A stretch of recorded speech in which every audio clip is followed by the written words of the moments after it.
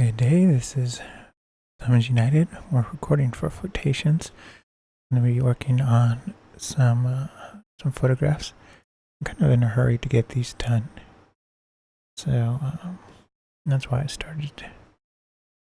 That's why we're doing this stream a little early, starting it at 5 instead of waiting till 9. Ideally, I would like to get them all done today. So I might do this in 2 streams today. We have what these photographs are is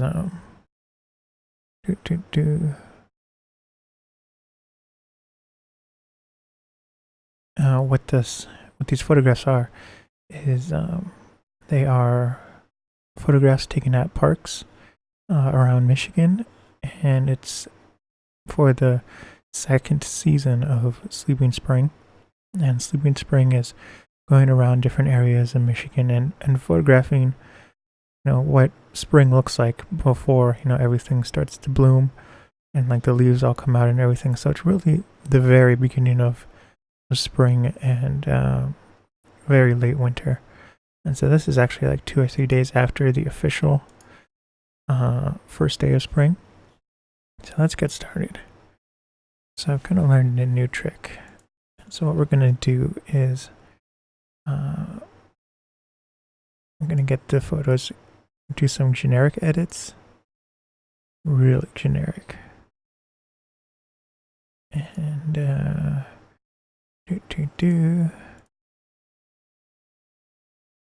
so these are by no means going to be the final edits.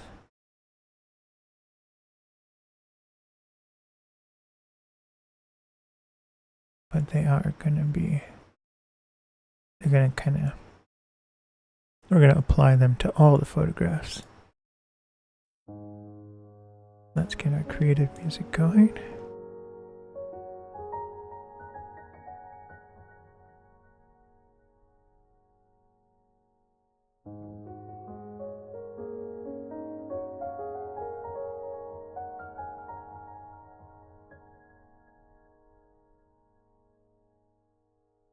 And I'm going to bring the brightness down a little bit. Okay.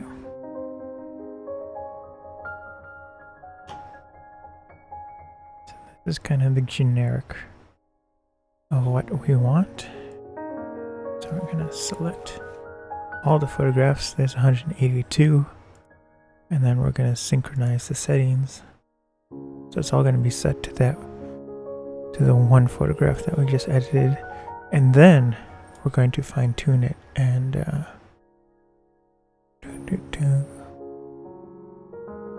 so then we're going to fine tune it, get all the photographs looking their best and unique. Okay, so this one we're going to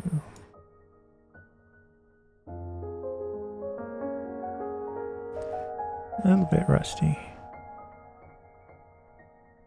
So even though this was our first one, there is still some stuff we can tune a little bit.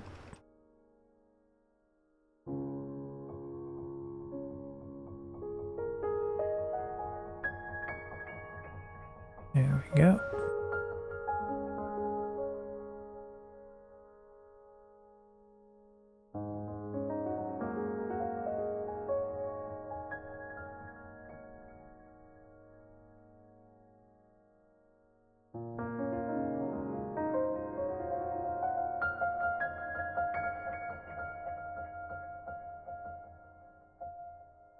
So I've been a little busy. Kind of took a short break from streaming for the past 3 weeks.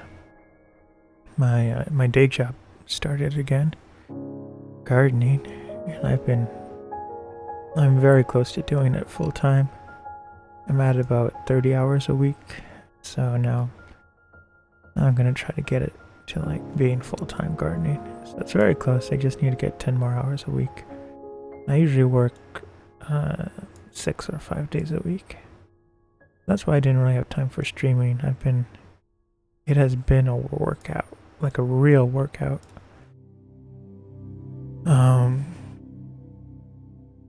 And so it worked out really well because on the one day I have off, or the 2 days I have off, I've been hiking and taking photos and everything. That's how I got these photographs, is in between gardening. I'd go out and take like a 3 or 4 mile hike. Now the places where I hiked, it wasn't it wasn't like a 4 mile walk, but doing the photographs and everything, I'm going back and forth and everything. And so it ends up being about 4 or 5 miles of zigzag.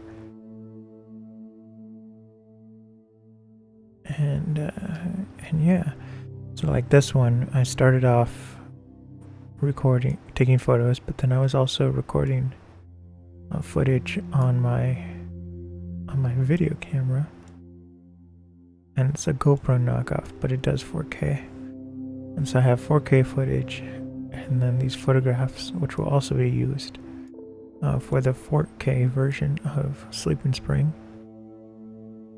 But then there is also going to be a 3D version and a VR version. And the 3D version and the VR version are different. They're going to be different. Usually the 3D is the footage is then used for the fixed view VR, and so there is going to be a fixed view VR, but then there's going to be a separate version for head tracking.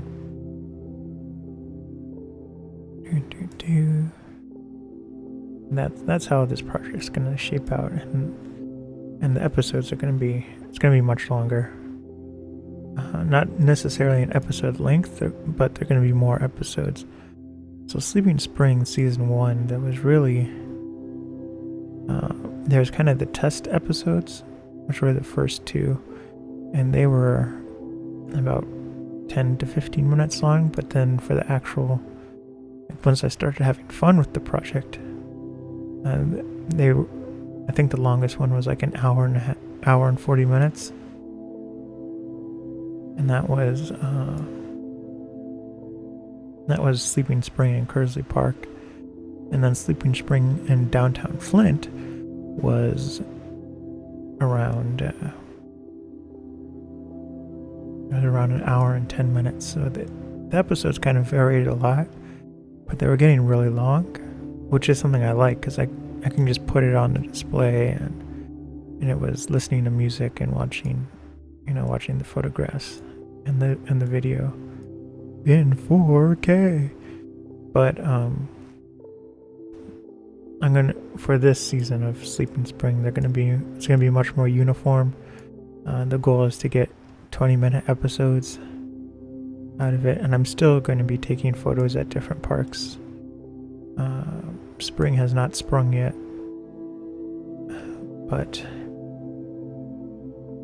and so like this one, there's going to be a lot of video and photographs. There's 184 selected photographs.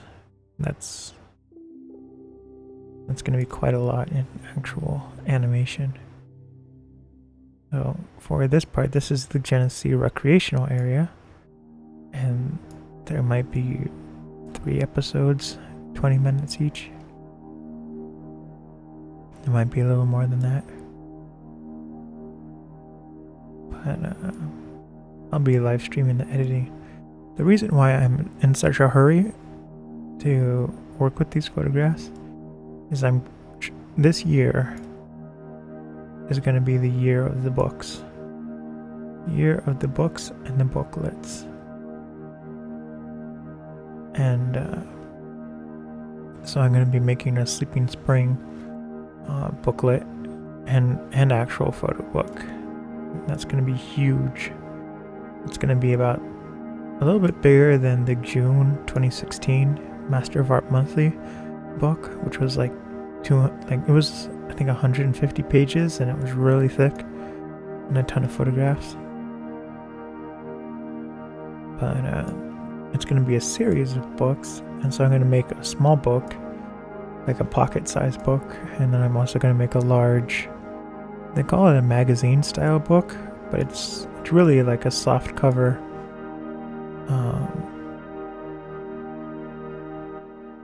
It's a soft cover photo book. I don't use magazine paper.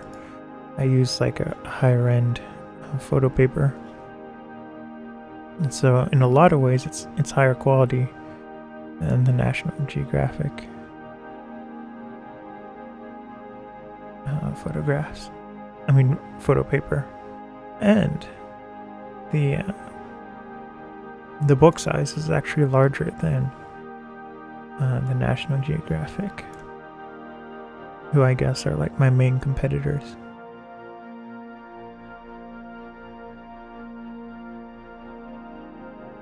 So going out and taking these photographs, I was using mainly in this park. I was using a 28 through 135 millimeter lens, so that's a zoom lens, and it's kind of my favorite lens to use. Just because it's there is a it's kind of like a very good everyday lens. Like it's wide, has a wide enough angle where you can comfortably get everything in view, and then it zooms in to the degree that it's a pretty good zoom, and it's not a constant aperture, and so when you zoom in, the image does get darker, so you have to compensate a little bit for that, but it's still really good. That's why I always take it with me no matter where I go. But what was different about this lens is that I had a circular polarizer on it, and it's just like sunglasses that are polarized. What a polarizer does is it kind of removes rogue light, so light that comes in, and this is going to sound like I'm talking about a lens hood, and it kind of works the same way, but it's for over the lens. So what it does is it takes light that is not coming directly at the camera, and so all that kind of rogue light, it blocks it. So what that means is if you're taking pictures of things with reflection, or something that's really, or like the atmosphere is really hazy, only the direct light will go through the lens, and so it will, one, cut down on haze, which is good, and that's kind of the main reason why I was using this, because it is kind of dusty. That makes sense. Like it was dry and a dusty day.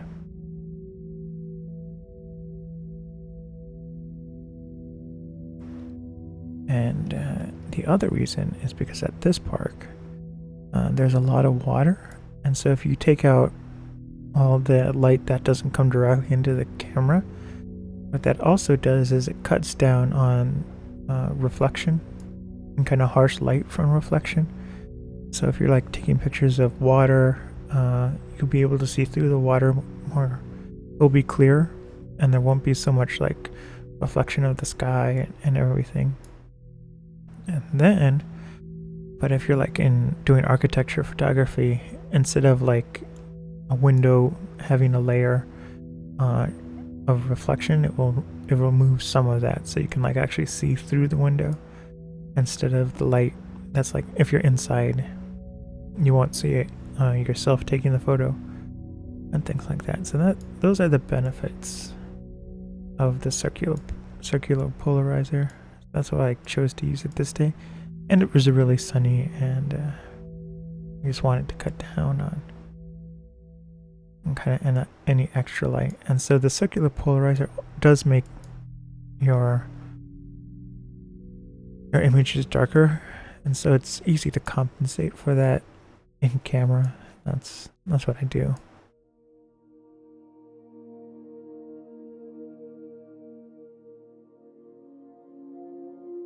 Now, most of the compensating I do in the camera.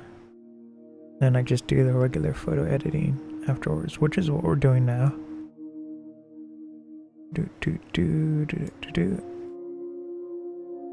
And normally it's not this quick. The that trick I showed at the beginning of applying a generic setting, kind of my own custom preset to all the photographs. That's sped it up because now I just fine-tune them. And yeah, so what I did to take these photographs is I was walking down this path, and it's maybe a mile, and then I was taking videos and photographs. I was taking videos with one camera and photographs with another, the 35mm Canon, and then on the way back I was taking 3D photos and recording audio. And so it was an all-day event and took about 4.5 hours to do. So for walking a mile, that's pretty slow, but it was worth it. Oh, and like this shot, I was trying something new. I was trying to get a wide angle shot, but with the shallow depth of field. That's what I was doing with this one. Just kind of the opposite of how I usually work. I usually like really long shots, which are high telephoto angles, and get the shallow depth of field that way.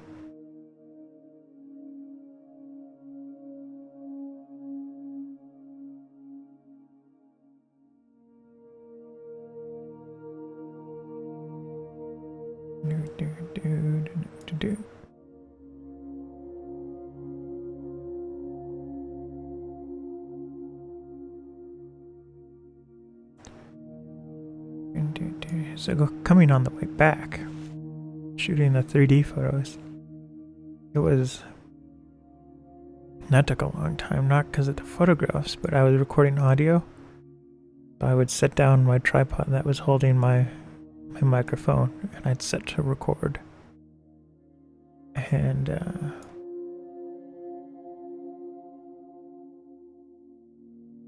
so then I had to walk far away from the microphone, so it wouldn't hear me. And then and so once I was far away enough for that to happen, I would take pictures.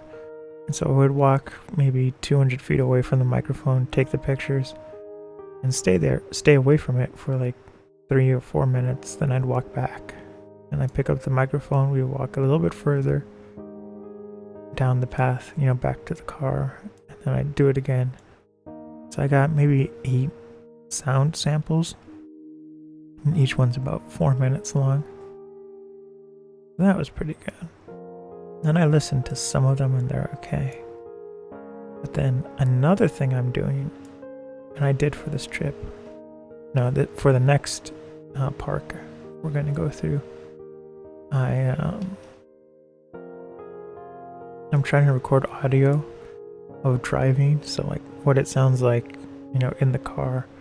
I'm recording the wind from the windshield and the sound of the engine and everything, because I'm working on another project. I've been talking about this project forever, but now I'm finally gonna do it, where it's the Sunday drive or live to tape, and it's gonna be similar to story time, with kind of time-lapse dashboard cam footage, but it's gonna be like a soundscape video, so it's gonna be really scenic places, but there's gonna be no narration. It's just gonna be long drives, and so something you can really listen to and watch, and kind of think about your own thoughts and kind of meditate while watching it. But so it's kind of gonna be presented without comment. So it is gonna be kind of artsy. That's kind of the new direction I'm trying to take everything in. Is not avant-garde, which is actually kind of what I'm gonna be doing, but just doing more projects that don't really conform to kind of where media is going. Like right now, media is getting highly edited and quick, and it's really being created so that can be consumed really quickly and you don't have to have a large attention span, which is okay. And like I enjoy that content, and highly edited, cut down, and even jump cuts, they have their place. But I'm trying to go back to what I enjoy making, which is longer content. Like let's look at 40 images of leaves, and each photograph we're going to look at for 28 seconds. And it's funny because as I've been working and creating projects, that number has slowly been going up. Like Photations season 3, I was like, well, for sure nobody's gonna sit through looking at a photograph for 23 seconds. So the maximum length of a photograph that I would animate would be 24 seconds. And then with Project Newfoundland, that number went up to like 27 seconds. And then finally went up to 28 seconds for the Milwaukee project. And now I'm doing a solid 29, 30 seconds for a photograph. So it's the effect of that is that a lot of the work is getting slower and gentler, and it's easier to narrate over, and it really gives you a lot of time to view the quality of each photograph. And it's more of a sit-down experience. It's not something you so much watch on your phone. More like something you put on your TV or on a second monitor while you're working. So I'm trying to go back to what I really like to create, which is more like work. Like what, if Mr. Rogers was a photographer and a filmmaker, which he was a filmmaker, but what kind of content would he make? So that's what I'm trying to get back to. A combination of Mr. Rogers and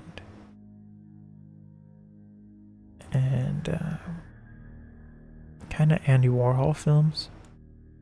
And like his films were like a lot of people were like, Andy Warhol made another film, but like there was one film where, well, there was the screen test which I really like. So he would take, an actress or an actor, and like there was this, I watched this one kind of art exhibit of his screen test, and so like one was this lady, and she was just brushing her teeth, and it was for 5 minutes, and that was the film.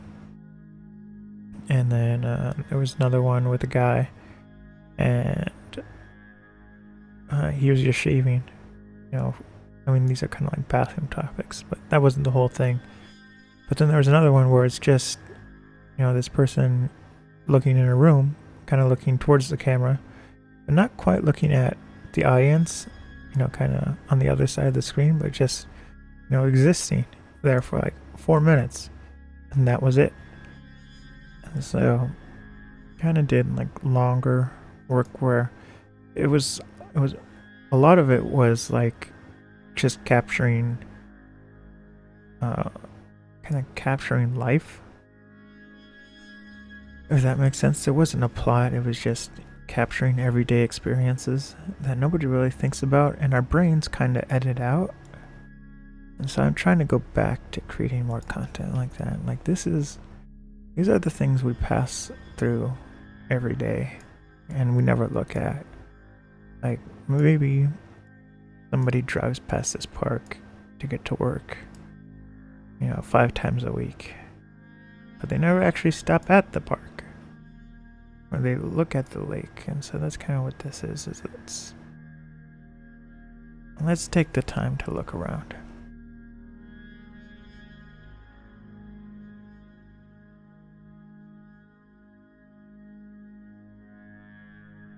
So that's the goal of Sleeping Spring and kind of where everything's going. Live to Tape is doing similar work.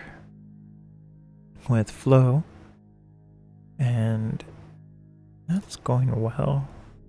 Right now, Live to Taper is releasing.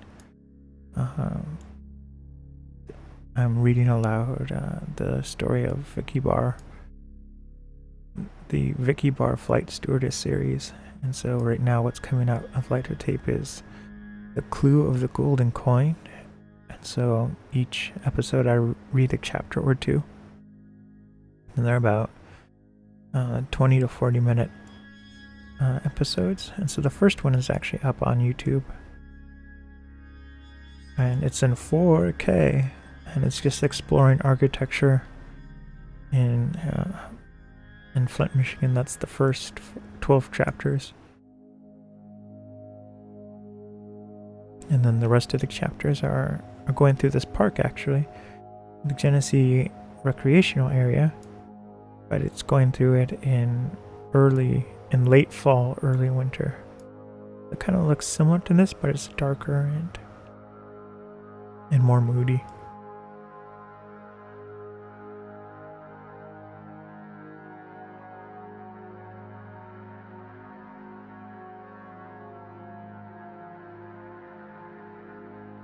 I think what we'll do is I will finish editing these photographs, these 182, and then I will come back on tonight and we will finish the next park, which is Richfield County Park, and there's significantly more photographs for that. There's 182 for this one, and then for the next park, which we'll edit tonight, there's 270.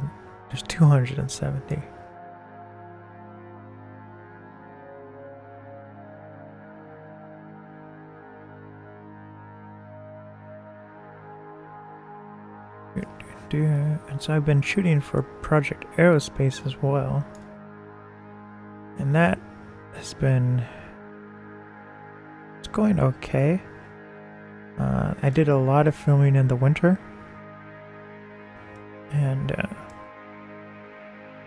so the drone is a little kind of wonky. It's like, help, I barely survived winter. And so I tuned it up today, getting the balance right and everything. And so I'm really happy with that. And then I'm retiming the batteries. And that just means I'm figuring out how long each battery lasts. So with drones and airplanes, you don't really calculate. I mean, you can do it where it's like how many volts and everything. But kind of the simpler way is just to record how much time you can fly. And so I had a whole bunch of batteries go bad, and so they're in a pile to get recycled. But the ones that survived, one battery has a flight time of 7 minutes. The next one is 6 minutes, and then the last battery, which is a smaller one anyway, is 4 minutes. So I'm actually labeling the batteries, because before the two longer ones used to be a 10-minute flight time. But the drone is heavier now, especially with, I had to add like little weights to it to balance the camera, because while I was flying it, the drone would try to level itself and it would, wobble back and forth too much. So it gets too much momentum from trying to, push itself forward without actually moving forward to try to level itself out. So rebalancing it with the weights, that will help it fly smoother. And I've been flying it in my garage, and it flies so much better now. Like, I can actually hover again. And then I've repositioned the camera as well to kind of get a higher quality image, so that I don't have to crop the drone legs out of the way. So that's good. And yeah, like I said, I was retiming the battery so I know how much time I'm gonna fly with them.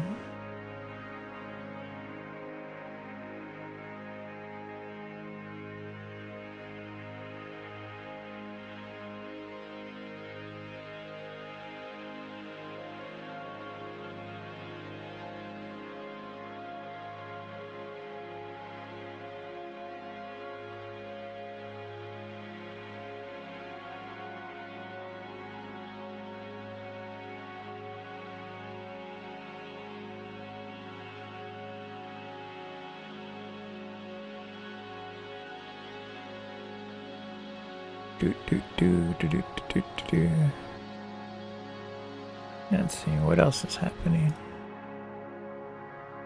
Oh, I published Project Park, the episode 1, the Patreon. That's good. So that's more narrative content that's coming out of Footations. If you go to the Thumbs United YouTube channel, you can see the archive of editing Project Park.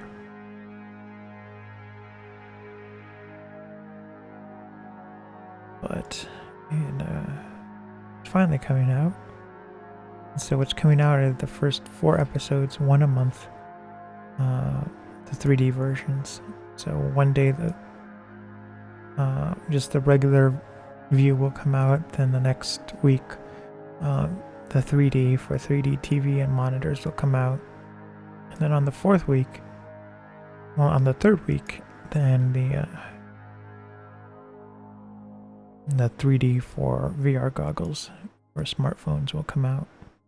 And what's nice about those ones is you just need the YouTube app, or you don't even need the YouTube app, just anything that can get to YouTube on your smartphone. You just load up the link by the video and put your phone in the VR goggles, and it will play the video in 3D for the VR goggles. So if you have a phone that has higher than HD display, the VR video is actually released in 4K. So if you wanted to view it in like full resolution and you had a 4K phone, in a lot of ways you'd be viewing the video in higher quality than you would if you had an actual VR headset. But it's a full 1080p video for each eye. So the left eye would get a full 1080p image to look at, and then the right eye would get a full 1080p image to look at. And it's still in 16:9, so it's not like the VR where it's like a square image. So there is a little bit of a letterbox, but it's pretty good. Of course, I don't have a 4K phone with a Retina display of 4K or a high DPI lens, high DPI phone. My phone is supposedly Retina, but it's only 1080p. That's the iPhone 6 Plus.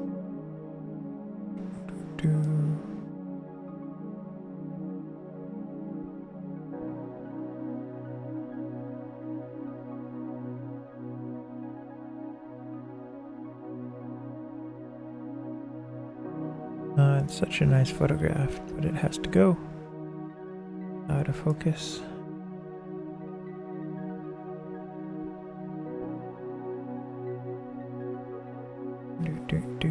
So we're like 2/3 of the way done,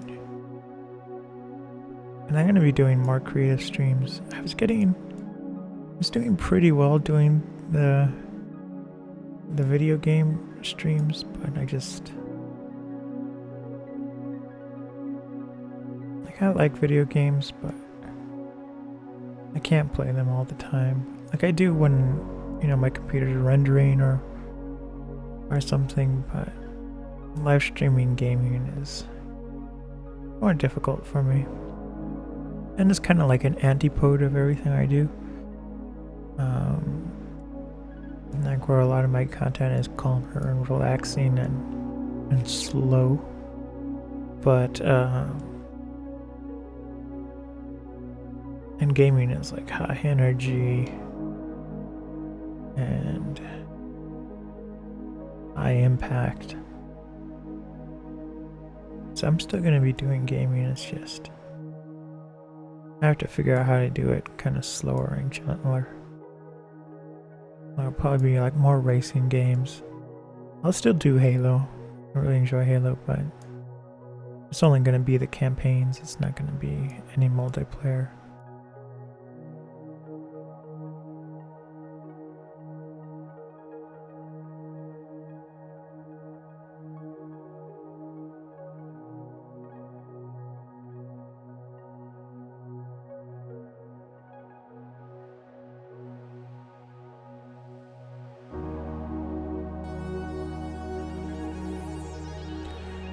And so so that's kind of what I was saying, that me doing creative, it's not as popular, but that's okay. I'm happy with that. I still get a little bit of growth doing creative, and it's slow, and that's okay. I prefer that than kind of the up and down of gaming.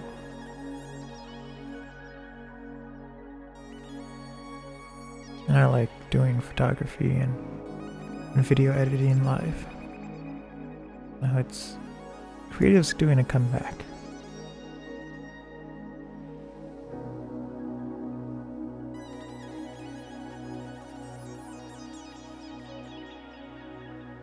And a lot of these, I actually went through and edited these photos, kind of with the mass synchronization of settings. So that's why I don't have to do as many adjustments right now. It's really just fine-tuning the settings I did beforehand. So I know it doesn't look like I'm doing a whole lot, and that's because I kind of did some of the work beforehand. It's like with Julia Child, when she puts the thing she created in the oven, and then all of a sudden pulls out of the bottom of it, like the cake that was baked. It's like, technically the cake was baked when she was baking while she showed you how to create it. Kind of like the cake is a lie, not really being cooked alive. Edited for time.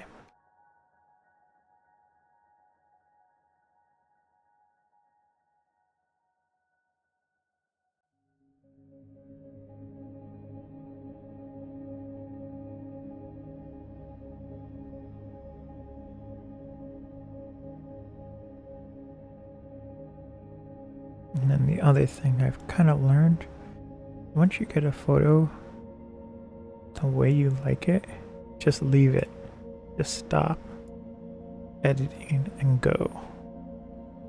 Because there have been plenty of times where it's like, I have gotten a photo how I liked it within the first 4 seconds of editing it, and then I was thinking, oh, it could be better, I'll do this, I'll do that, and then I experiment more and more, and it's like 40 minutes working on one photo. I'm like Googling different things to Photoshop. And then it's like, and then you look at it and it's like the first 4 second edit actually looked better than the highly processed image. And like going back and looking at the way I used to edit, especially of photographs that were never released publicly, it was like, wow, thank goodness I never publicized these, because it was like extreme over colorization. Like most of my photographs are kind of hypercolor, and they're like what is the word? It's like exaggerated realism, kind of borderline coming into being almost kind of impressionist, but it's not. There's still some photorealism to them. And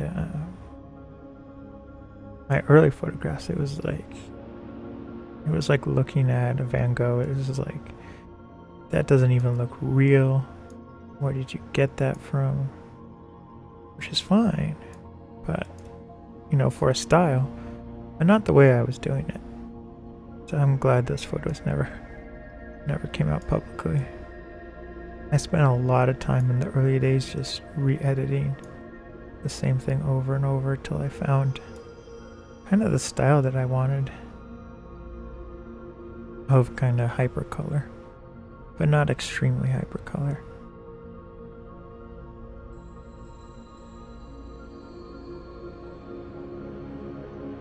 So a lot of the ways that I do that is I mess with the fill light and the blacks. So I take kind of the black point and then I kind of dial that up, and it works differently from increasing the contrast.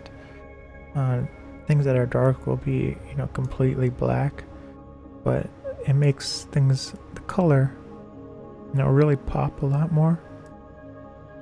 And so that's why I do it that way instead of the contrast, because the contrast will blow out the whites and the light things. And so instead of just editing the blacks, like this is what the image looks like with no black. And then if I bring up the dark point, it gets higher and higher contrast until it gets like that. This is extreme. But then, the light is still, respectable. Where if I did that with the contrast,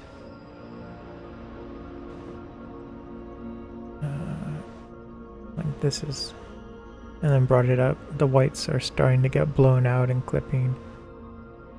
And it's like not great. And bring down the contrast a little bit. So that's kind of like a workaround, or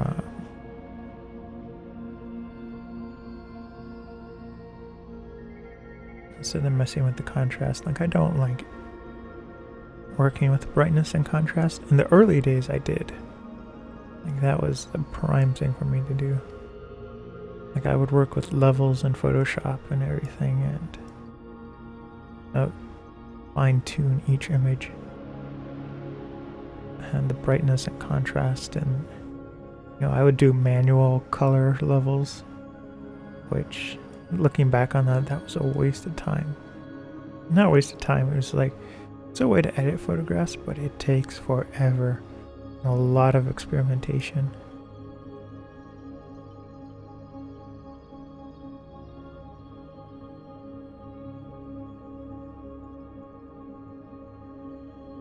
We are almost done.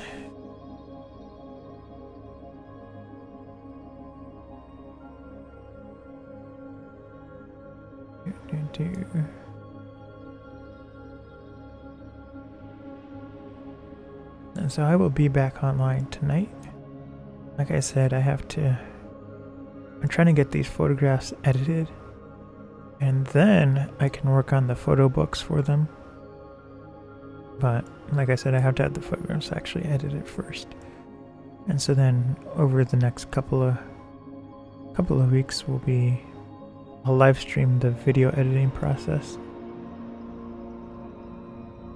And yeah, that's kind of what's on the agenda.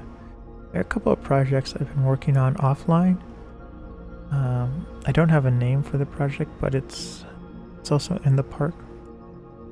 But over winter, I've been going to one park and filming a whole bunch of like landscape photography, architecture, and everything, but in the middle of winter. And some aerial photography. And it was difficult to do, but it was worth it. And so that's coming out. Right now the whole project is about 3 hours long, and there's still some footage that's processing. So it's probably going to end up being 4 or 5 hours of content. But then I'm going to divide it into, my goal is to do like 30-minute episodes. I'm not going to release one giant 5-hour series. And so I've been plugging and chugging away at that. And so it's almost done. It's just like, it doesn't sound like almost done when I say there's only 2 more hours I need to edit of footage, but it is a little easier. The style of footage is easier to edit than normal.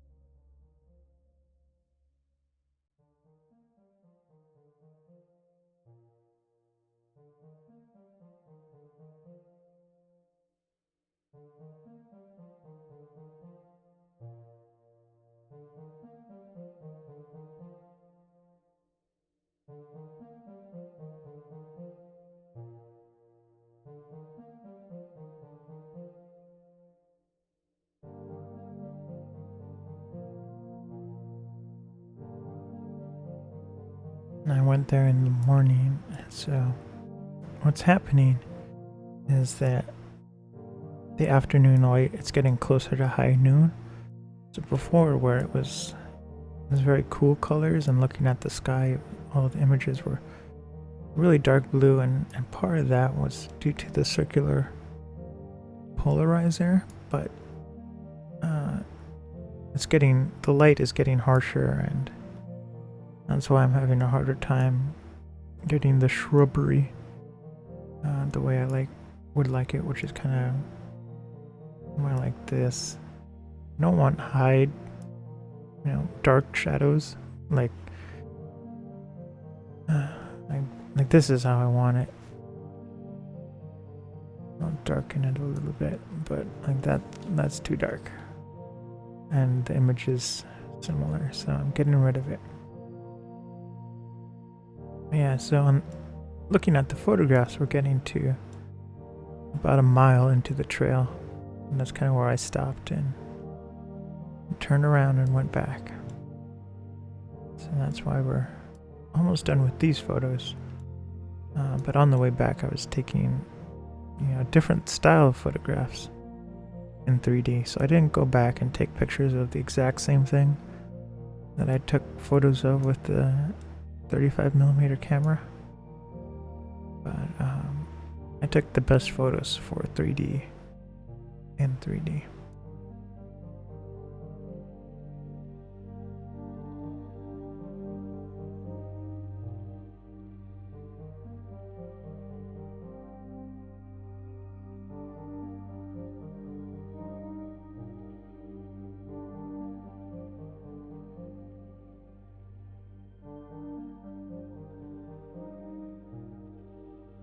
So yeah, the light is getting a lot harsher directly overhead.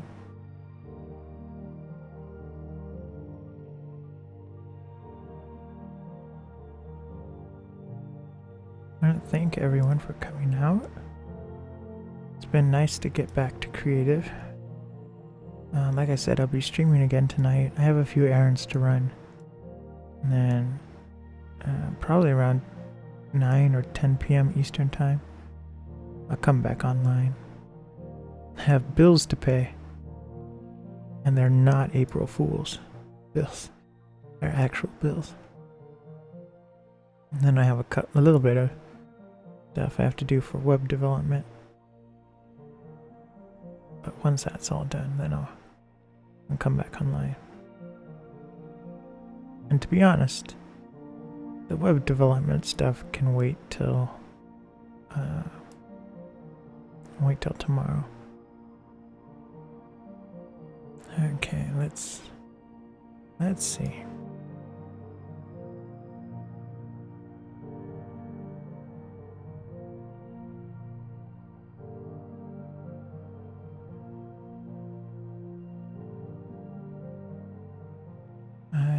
I'm going to host Miss Cookies, and thanks for coming out, everyone. I'll see everyone hopefully tonight. Bye bye.